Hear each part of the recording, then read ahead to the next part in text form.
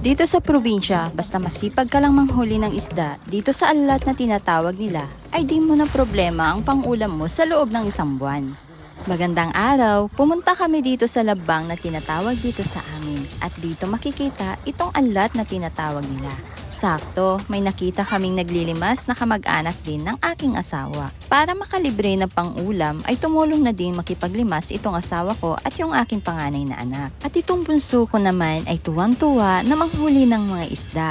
Kaya lang medyo mahirap pang hulihin kasi medyo marami pa ang tubig. Kasama din namin ang aking bayaw na nanghuhuli ng isda. Mayroon kasing mga tilapia na nasa gilid kung saan mababaw lang ang tubig kaya hinuhuli na namin ito. Kapag ganitong panahon nga, parang nagiging piyesta dito sa alat na sinasabi namin. Dahil maraming tao ang siyang pumunta para manghuli ng isda. Iba't ibang uri ng isda ang mga nakukuha namin dito. Mayroon yung tinatawag na tawis, tilapia, bunog, at ganun na rin po ng karpa. At mayroon pa po yung ibang isda na kaya lang hindi ko alam ang pangalan. At dahil naubos na nga yung tubig dito sa kanilang nilagyan ng pilapil, kaya kanya-kanya ng huli mga kabukid ng isda. Kaya parang piyesta na talaga sa dami ng tao na nanghuhuli. Tingnan naman po ninyo mga kabukid at yung mga maliliit na isda ay nandyan nga sa mga gilid-gilid kung saan mababaw ang tubig. Grabe, sobrang nakaka-enjoy talaga mga kabukid ang manghuli, masalo na kapag ganito karami ang makikita mong mga isda na dapat mong hulihin. Maliliit nga lang pero grabe naman sa sobrang dami.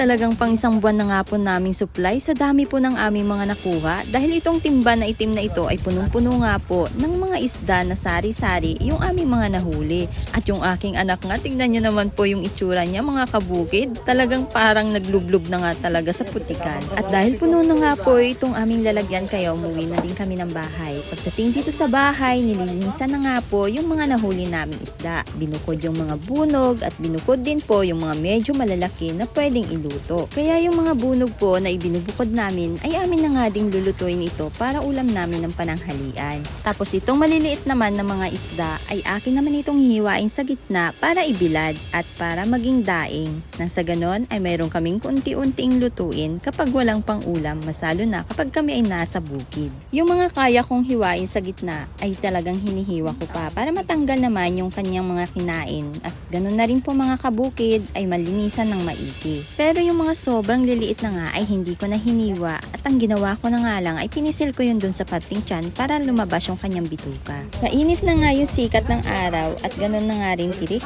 na ito kaya ibinilad na namin itong mga isda na aming gagawing daing o aming mga patutuyuin. At dahil sa sobrang init nga ng panahon, 2 araw nga lang po namin itong ibinilad at eto nga mga kabukid at sobrang tuyong-tuyo na. Sinubukan ko na ring magluto dito sa dried na isda kung crispy na ba kapag ito ay maluto. Dahil sa maliliit ito at maninipis lang ang laman, kailangan na alalay lang ang lakas ng apoy dahil mabilis nga po itong maluto. At dahil sa dami nga naman ng matuyo ito, medyo matagal na namin itong konsumo. At maganda rin itong ipare sa gulay, mas lalo na kapag nandito ka sa bukid. Kaya sarap talagang kumain kahit ganitong mga simpleng ulam lang, basta sama-sama ang pamilya at laging kontento sa mga pagpapala na nagmula sa Diyos.